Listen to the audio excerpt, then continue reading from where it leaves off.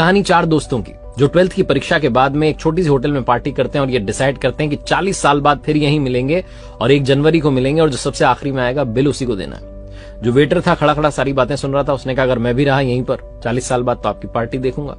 40 साल बाद पहला दोस्त पहुंचता है उस होटल में जो कि 5 स्टार होटल बन चुकी थी। वो वेटर मालिक बन चुका था। वो कहता है पहचानने के बाद कि मनीष जी आइए बैठिए, मैंने आपको पहचान लिया, मैं अब यहाँ मालिक बन चुका हूं, मैं वही वेटर हूं। मनीष कहता है क्या बात है।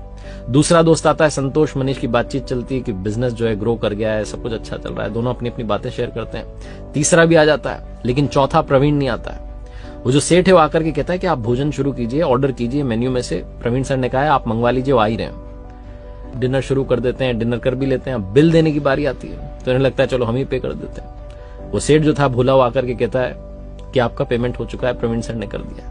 भारी मन से उठ करके जाने लगे कि चौथे दोस्त से मिलना नहीं हुआ।